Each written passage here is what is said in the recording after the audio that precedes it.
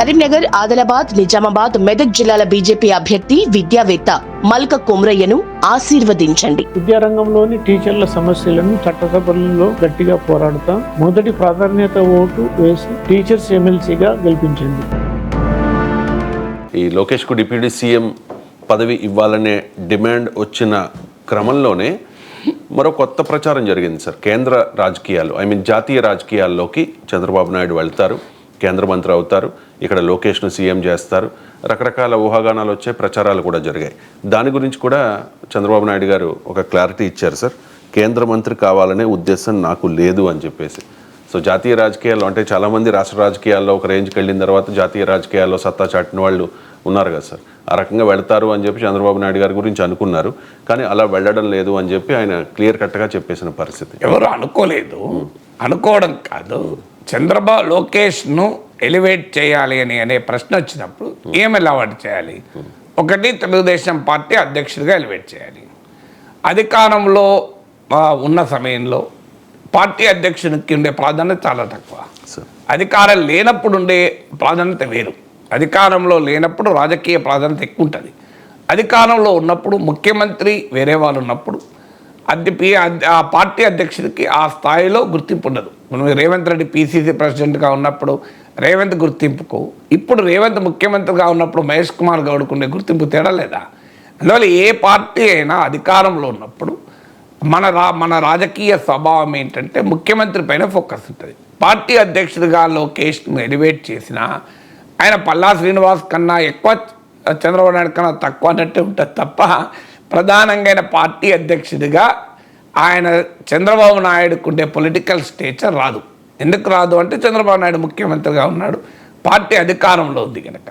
So elevate చేస్తానికి ఉన్న మొదటి అవకాశం అంటే జనసేనకు అభ్యంతరం లేకుండా, పవన్ కళ్యాణ్పై ఏ రకమైన ప్రభావము చూపకుండా లోకేష్ను ఎలివేట్ చేసి జగన్ పవన్లకు సమానంగా సేమ్ పెడెస్టల్ పైన నిలబెట్టాలి అంటే మొదటి ఆప్షన్ పార్టీ అధ్యక్షుడు చేయడం. కానీ పార్టీ అధికారంలో ఉన్న సమయంలో పార్టీ అధ్యక్షుడిగా ఎవరున్నా ఆ పొలిటికల్ స్టేచర్ లోకేష్ కూడా రాదు. ఇక రెండవ పాసిబిలిటీ డిప్యూటీ సీఎం చేయడం. డిప్యూటీ సీఎం చేసుకోవడానికి అవకాశం ఉంది, కానీ అది అనివార్యంగా పవన్ కళ్యాణ్ తగ్గించినట్లే అవుతుంది. ఎందుకు? ఇప్పుడు ఇద్దరు డిప్యూటీ సీఎంలు ఉన్నప్పుడు ఆటోమేటిక్గా పవన్ ఒక్కరు డిప్యూటీ సీఎంగా ఉన్నదానికి తేడా ఉంటుంది. అందులో అధికార పార్టీ, ప్రధాన పార్టీ తెలుగుదేశం, జనసేన మద్దతు లేకపోయినా అధికారంలో ఉండే సంఖ్యాబలం ఉన్న పార్టీ తెలుగుదేశం, అందులో చంద్రబాబు నాయుడు కొడుకు. అలాంటప్పుడు లోకేష్ డిప్యూటీ సీఎంగా ఉన్నప్పుడు పవన్ కళ్యాణ్ పొలిటికల్ సిగ్నిఫికెన్స్ అనేది అనివార్యంగా తగ్గిపోతుంది, షేర్ అవుతుంది. ఇప్పుడు మనం వైఫై షేర్ చేసుకున్నట్లు వైఫై ఉంటుంది. మీకు వైఫై నేను 500 Mbps స్పీడ్లో వైఫై ఉంది.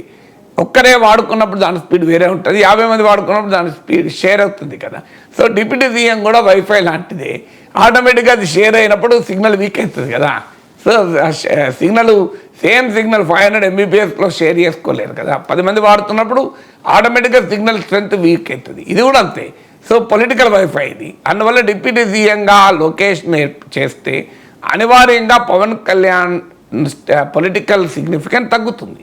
దాన్ని జనసేన అంగీకరించదు. జనసేన మాత్రమే కాదు, ప్రజలు అంగీకరిస్తారా అనేది క్వశ్చన్ మార్క్. ఎందుకంటే పవన్ కళ్యాణ్ ఈ కూటమి అధికారంలోకి రావడంలో కీలక పాత్రధారి, గేమ్ చేంజర్. ఇదేదో కేవలం సంఖ్యాబలం చూసి, ఎన్నికల తర్వాత వచ్చిన నెంబర్స్ని చూసి పవన్ కళ్యాణ్ ప్రాధాన్యతను మనం తగ్గించలేము. అందువల్ల పొలిటికల్ నరేటివ్ రాంగ్ నరేటివ్ వెళ్తుంది.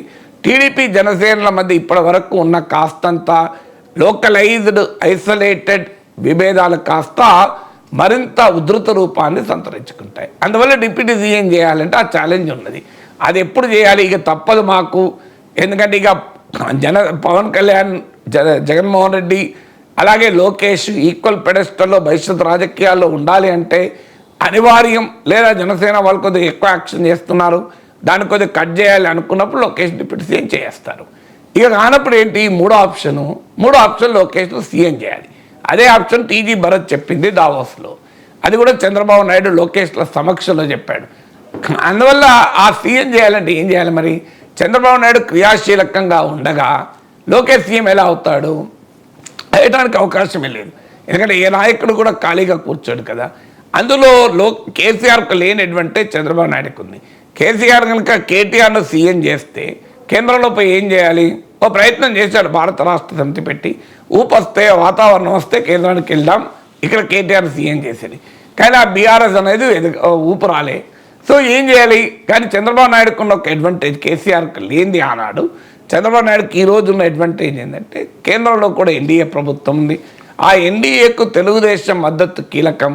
బీజేపీ తర్వాత సెకండ్ ప్లేస్ ఎన్డీఏలో చంద్రబాబు నాయుడుకి టీడీపీకే ఉంది. మోడీ బలం తగ్గిన సమయం 2014 కాదు, ఇది 2019 కాదు.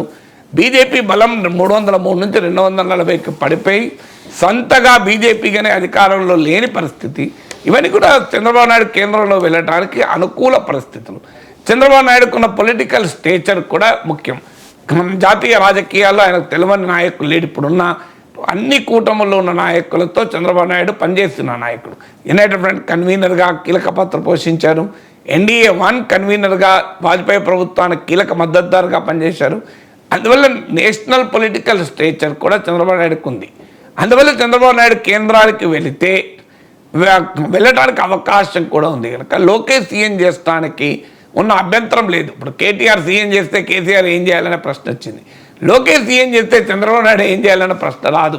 చంద్రబాబు నాయుడు చేయడానికి చాలా ఉంది మోడీ క్యాబినెట్లో. కానీ చంద్రబాబు నాయుడు ఎప్పుడు కూడా జాతీయ రాజకీయాలపైన ఆసక్తి చూపలేదు. ఆంధ్రప్రదేశ్ వీడి ఆయన ఎప్పుడు కూడా ఏ రాజకీయాలు చేయలే. మీరు యునైటెడ్ ఫ్రంట్ కన్వీనర్గా ఉన్నప్పుడు వాస్తవానికి చంద్రబాబు నాయుడుకు కావాలనుకుంటే ప్రైమ్ మినిస్టర్ అయ్యాడు ఆ రోజుల్లో. ఎందుకంటే దేవగౌడ ప్రైమ్ మినిస్టర్ అయినప్పుడు, ఐకే గుజరాల్ ప్రైమ్ మినిస్టర్ అయినప్పుడు చంద్రబాబు నాయుడు కాడా.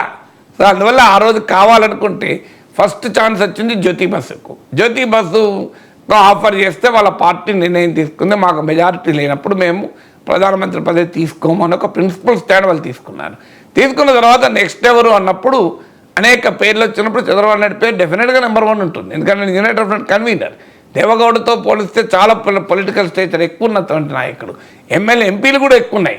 అందువల్ల ఏ రకంగా చూసినా చంద్రబాబు నాయుడు ఆ రోజు ముఖ్యమంత్రి అయ్యేవాడు. కానీ ఆయనకు కాలేదు. ఆ రోజు కాకపోవడానికి ఆ రోజు ప్రధానమంత్రి అయ్యేవాడు కానీ కాలేదు. కానీ ఆ రోజుకి ఈ రోజు కూడా ఒక తేడా ఉంది. ఆ రోజుకు ఆయన ఇంకా స్టిల్ ఏజ్ ఉన్న నాయకుడు, భవిష్యత్తు ఉన్న నాయకుడు. అప్పటికి ఇంకా లోకేష్ ఎదిగి రాలేదు. అందువల్ల చంద్రబాబు నాయుడు ప్రైమ్ మినిస్టర్ అయితే ఏంటి పరిస్థితి? ఇక్కడ మళ్ళీ వచ్చి ముఖ్యమంత్రిగా చేయలేడు, ఇక్కడ ముఖ్యమంత్రిగా ఇంకెవరిని పెట్టలేడు. ఆ రోజు యునైటెడ్ ఫ్రంట్ కన్వీనర్గా ఉన్న రోజులు వేరు, ఇప్పుడు వేరు. ఇప్పుడు ఏంటి? ఏజ్ రీత్యా పెద్దవాడు, రెండవది లోకేష్ ఎదిగి వచ్చాడు. అందువల్ల ఇప్పుడు పర్ఫెక్ట్ సెట్టింగ్ అవుతుంది.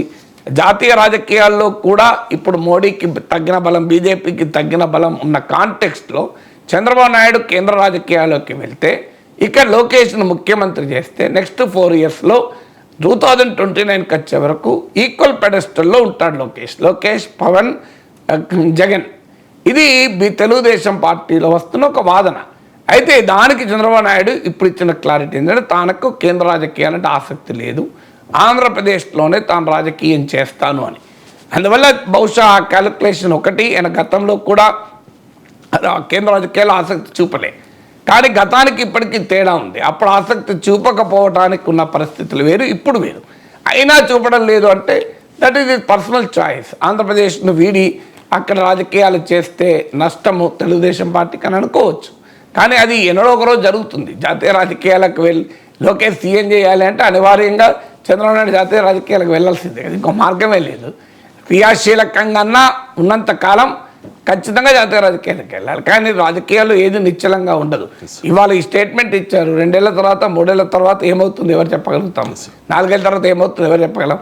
ఈ ఆప్షన్ ఇప్పటికీ ఓపెన్ ఉంటుంది. బట్ ఇప్పటికైతే తనకు ఆసక్తి లేదని చంద్రబాబు నాయుడు వివరించాడు.